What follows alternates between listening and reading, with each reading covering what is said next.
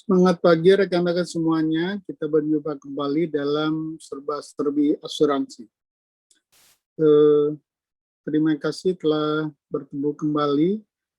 Jangan lupa untuk subscribe di channel kami demi pengembangan channel kami, dan juga untuk teman-teman mendapatkan informasi yang memadai tentang serba-serbi asuransi yang berbicara tentang asuransi jiwa, asuransi kesehatan, atau lebih kurangnya adalah asuransi yang bersifat personal. Hari ini kita akan sedikit berdiskusi tentang mengapa kita itu memerlukan asuransi, mengapa kita memerlukan asuransi. Karena mungkin saya perlu sedikit share ya. Perhitungannya kira-kira seperti ini, gambaran umum. Kita akan mulai dari tentang asuransi, tentang kehidupan orang. Di dalam kehidupan orang secara umum itu terbagi dalam tiga, sebentar ya, ini warnanya kok merah. Tiga keranjang. Apa dalam tiga keranjang kehidupan seseorang? Yang pertama adalah hal-hal yang bersifat sangat basic. Buat kita-kita yang terlahir kira-kira dari periode 70-an, tentu kita mengenal tentang istilah tentang sandang, pangan, papan. Ini sandang, pangan, papan. Ini adalah istilah yang sudah sangat umum, yang saya kira semua orang sudah mengerti tentang sandang, pangan, papan, yaitu kebutuhan-kebutuhan dasar yang membuat kita ini hidup. Tetapi dengan perkembangan teknologi dan kemanusiaan yang sekarang ini ya, saya kira orang itu sudah mulai sulit juga tidak ada listrik, air, transport. Ini adalah kebutuhan yang bersifat mendasar. Dan di sini ada juga yang disebut dengan dana pendidikan. Saya kira dana pendidikan itu adalah sangat penting sekali. Nah, terus ada satu hal lagi yang di sini tidak disebutkan oleh banyak orang adalah asuransi. Mengapa asuransi itu menjadi penting? Mari kita lihat kotak yang kedua. Kotak yang kedua ini adalah segala sesuatu yang bersifat tentang pertumbuhan atau growth. Ya, tadi kita berbicara tentang basic, yang kedua kita berbicara tentang pertumbuhan.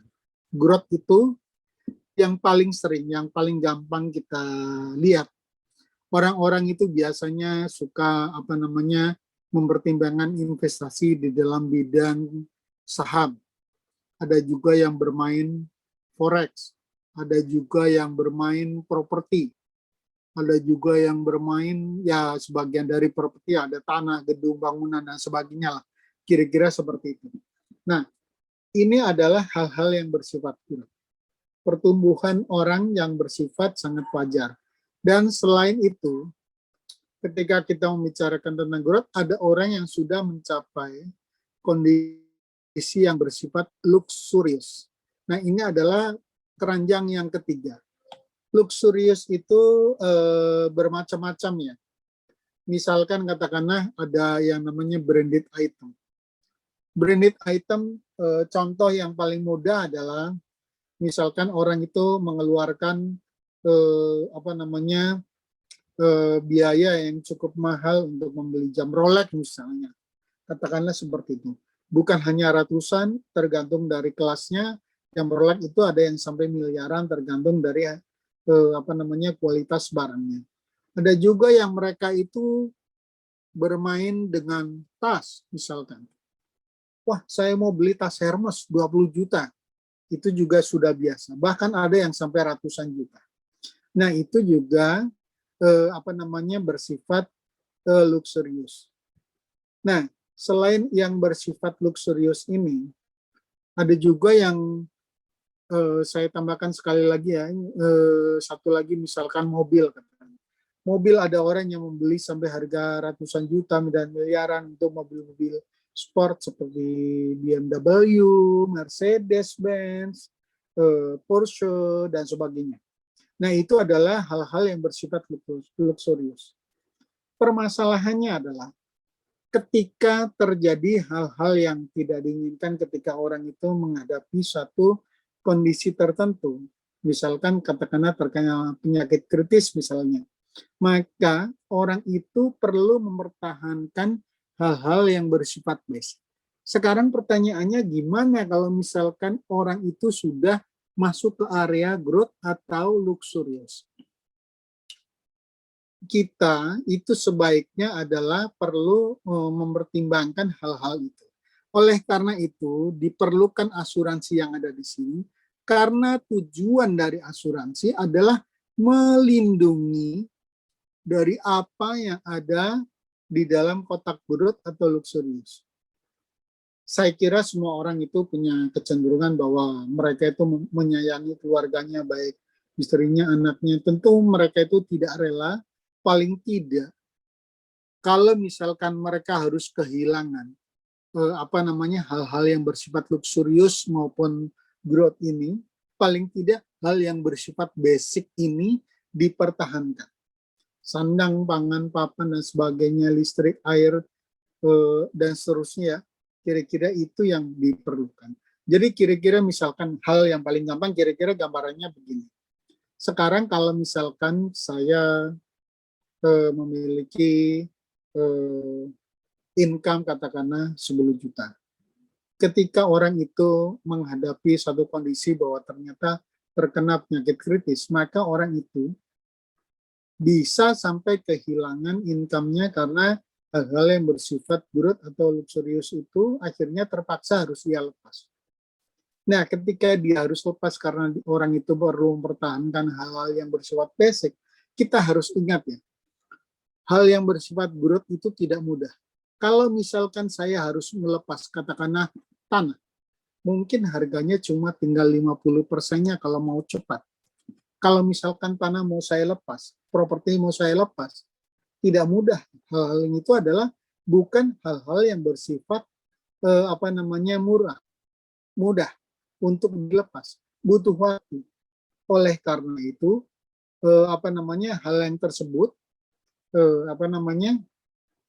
relatif kecenderungannya itu menjadi lebih murah untuk cepat-cepat dilepas. Begitu juga dengan hal-hal yang bersifat luxurious.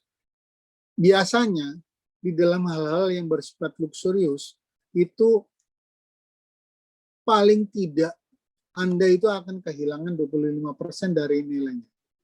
Bisa sampai 50% tergantung dari kondisinya. Barang-barang elektronik misalkan katakanlah kecenderungannya bisa sampai 30% dia itu bisa dilepas. Lebih kurang adalah seperti itu. Nah, jadi bagaimana caranya kita itu mempertahankan, katakanlah misalkan Anda memiliki penghasilan 10 juta aja.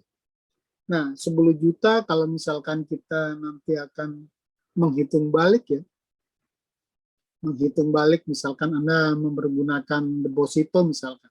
Berapa sih nilai deposito yang harus dilakukan? Nah, ini adalah bagian yang kedua.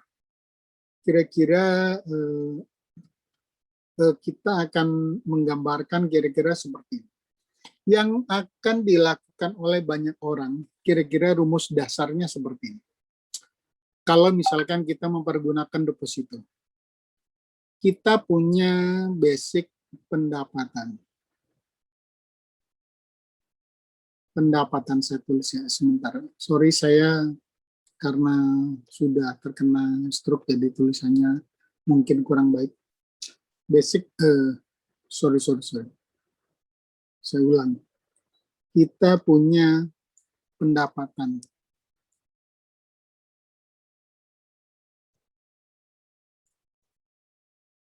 Pendapatan ini kita bagi dengan bunga bank untuk deposito.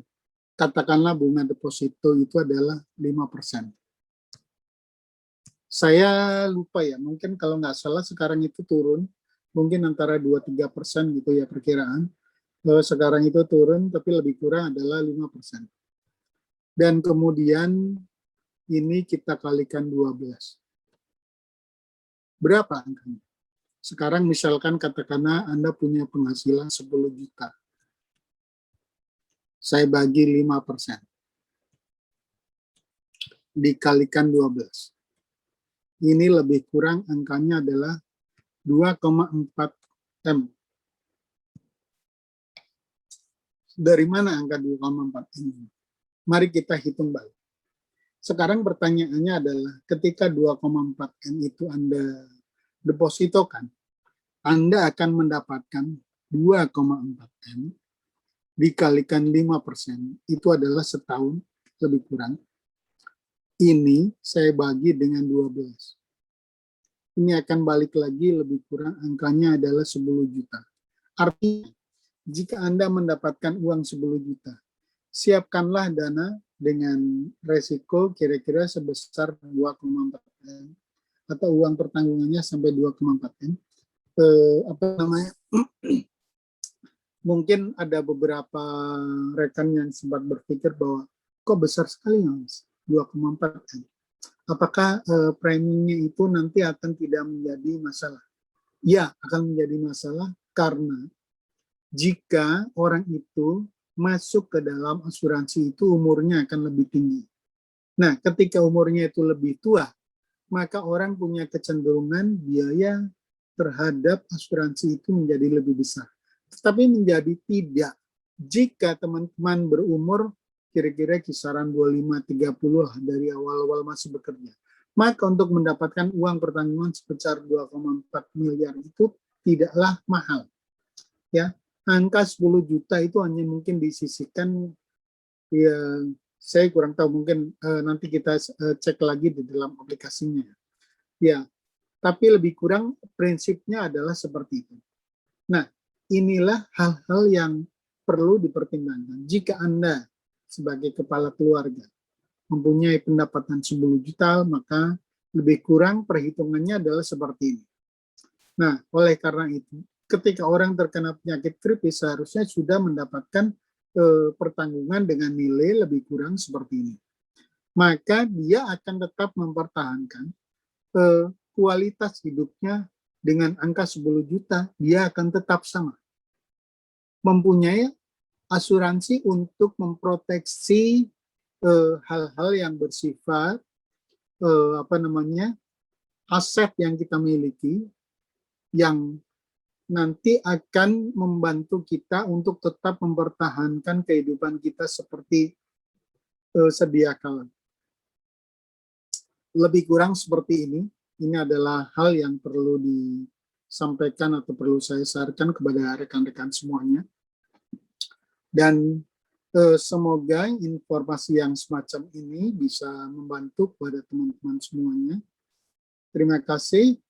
Jangan lupa subscribe dan berikan komen atau pertanyaan jika ada hal-hal yang mungkin perlu didiskusikan. Jika kami mendapatkan informasinya yang baik, insya Allah nanti akan kita sampaikan kepada teman-teman semuanya.